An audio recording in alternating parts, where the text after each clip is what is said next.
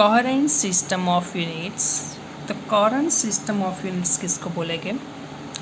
A coherent system of units is defined as the system which base upon certain set of fundamental units. जैसे कि हमने देखा कि derive system of units वो पूरा का पूरा फंडामेंटल यूनिट्स के ऊपर से हम डिराइव करते थे।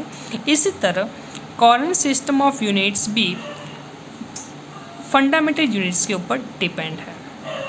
From all other units can be derived either by multiplication or by division without introduce any numerical factor।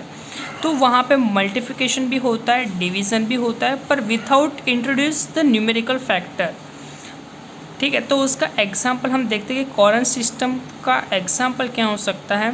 तो यूनिट ऑफ फोर्स, तो F इज इक्वल टू, हमें फॉर्मूला है F is equal to ma। तो वहाँ पे m और मास m है और a क्या है, एक्सेलरेशन है। तो दोनों के बीच में क्या है, मल्टीप्लिकेशन है।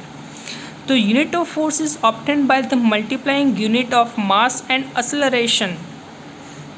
तो इस तरह मल्टीप्लिकेशन और डिवीज़न भी हो सकता है, पर without introduce any numerical factor. वहाँ पे कोई भी न्यूमेरिकल फैक्टर को इंट्रोड्यूस नहीं करते हैं, तो उसको हम बोलेंगे कोहेरेंट सिस्टम ऑफ यूनिट्स। जैसे कि हमने वेलोसिटी है, तो वेलोसिटी का यूनिट हम लेते हैं मीटर पर सेकेंड। तो वो दोनों किस में हो गए, एक दूसरे के डिवाइड में हो गए, तो वो भी क्या हुआ, एक टाइप का कोहेरेंट सिस्टम हुआ। तो जस्ट आपको इन्फॉर्मेशन के लिए है कि कोई न्यूमेरिकल्स वैल्यू इंट्रोड्यूस नहीं करता है, पर वो मल्टीप्लिकेशन भी हो सकता है और डिवाइड भी हो सकता है। और ये कोहेरेंट सिस्टम है वो बेसिस ऑफ फंडामेंटल यूनिट्स से हम डिराइव कर सकते हैं।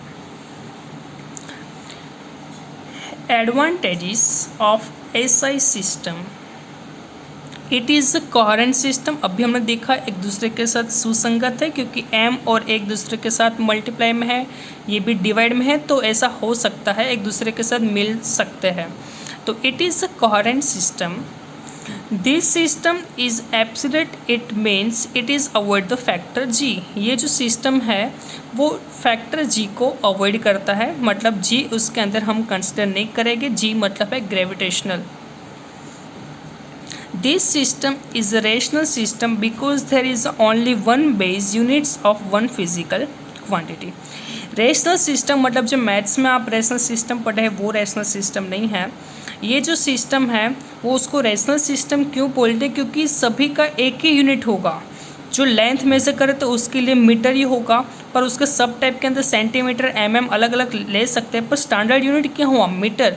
इसी तरह joule is SI units of all kind of energy. बहुत सारी एनर्जी है पर उसका यूनिट क्या है, जूल है। तो इस टाइप के सिस्टम को हम रेशनल सिस्टम भी बोल सकते हैं, क्योंकि उसका एक ही बेसिक यूनिट है, एक ही बेस यूनिट है, हम उसका ही यूज़ करेंगे।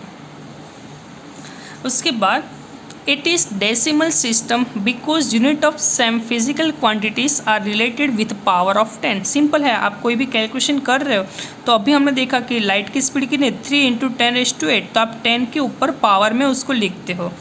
ठीक है, इस तरह पॉइंट में 30008 इस तरह फॉर्म में नहीं लिखते हो, तो इस तरह भी हम लिख सकते हैं।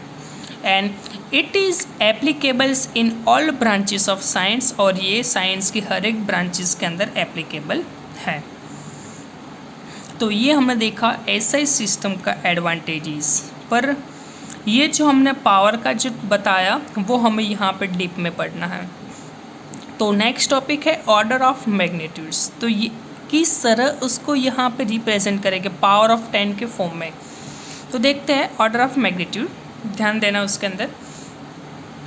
Order of magnitudes of a quantity is a power of 10 which give us a value near is the actual value of quantity. Power में क्यों लिखते हैं, क्योंकि ये जो वैल्यू है वो हमारी जो एक्चुअल वैल्यू है उसके नज़दीक की वैल्यू में हमें लाने के लिए हेल्प करता है। तो which give us a value nearest to the actual value of quantity. तो एग्जांपल देखते हैं कि radius of earth is 6400 kilometre. तो 6400 किलोमीटर को हम इस तरह भी लिख सकते हैं। सपोज 6400 और किलोमीटर का मतलब क्या होता है 10⁻³ मीटर। ठीक है, तो फर्स्ट ऑफ ऑल हमें क्या करेंगे 6400, तो ये 0 का मतलब क्या करूँगा मैं 64 और 10⁻, में यहाँ पे कर दूँगा 3, 4 एंड 5, तो यहाँ पे हो जाएगा पावर में 5, क्योंकि मैं 00 ये 10 के पावर में ऐड कर दिया। तो 64 10⁻5, पर अभी यहाँ पे पॉइंट है तो उसको आगे लेके आऊँगा तो 6.4 10⁻6 मीटर हो जाएगा। आ गया, तो हम एक्चुअल वैल्यू के नियर ला सकते हैं। आप कैलसी में कैलकुलेशन करोगे तो वैल्यू आपको थोड़ी स्लाइड चेंज मिलेगी, एक्यूरेट वैल्यू नहीं मिलेगी। तो एक्यूरेट वैल्यू लाने के लिए हमें ये करना ज़रूरी है। तो taking 6.4 as 10 then it's become 10⁻7। अभी हम उसको आगे लाएंगे तो 10⁻7 हो जाएगा, पर देखना ध्यान से।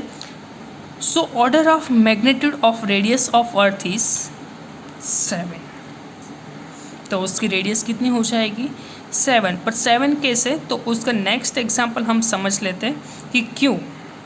उसके बाद मैं आपको समझाऊंगा, क्योंकि यहाँ पे आंसर तो आया 6.4 × 10⁻6, पर यहाँ पे ऐसा क्यों बता रहा है कि 6.4 एज 10 देन इट बिकम 10⁻7, ऐसा क्यों हम करेंगे मैं आपको बताता हूँ बाद में। सेकंड एग्जांपल ऐसा है कि average height of man is 1.8 × 10⁻0 metre. Taking 1.1 is 1 is it becomes 1 × 10⁻0, power नहीं है। So order of magnitude height of means is 0, तो यहाँ पे हाइट कितना लिया 0। क्यों, ये 0 मतलब आंसर 1.8 की जगह पे 0 लिखने की ज़रूरत नहीं है, 10 के ऊपर 0 ही रहेगा, उसके अंदर चेंज होगा नहीं। बट मेन बात यहाँ पे कि यहाँ पे 6 का 7 हो गया और यहाँ पे 0 का 0 ही रहा है। क्यों ऐसा, तो मैं आपको बताता हूँ कि first of all represent the quantity in the form of m × 10⁻n। इसके फॉर्म में हमने दोनों वैल्यू को लिखा हुआ है। फर्स्ट ऑफ ऑल 6.10⁻6 और यहाँ पे 1.8 10⁻0, where m can have a value of 0 to 10।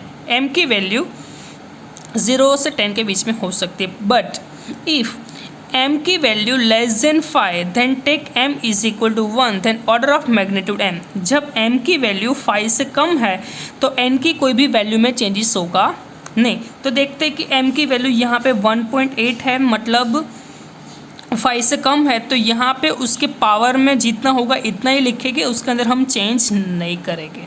But m की वैल्यू 5 और 5 से ज़्यादा होगा तो उसके पावर में हम क्या करेंगे, एक ऐड कर देंगे। जैसे कि आप देख सकते हो यहाँ पे 6.4 है, मतलब 5 से बड़ा है, तो उसके पावर में हम क्या करेंगे 1 इंक्रीज कर देंगे 10⁻7 मीटर।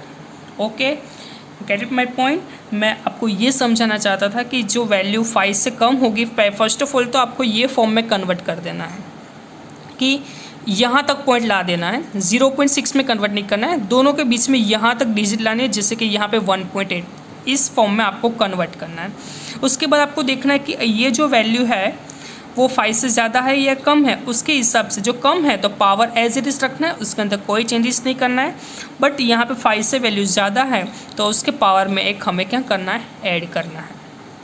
तो ये था ऑर्डर ऑफ मैग्नीट्यूड।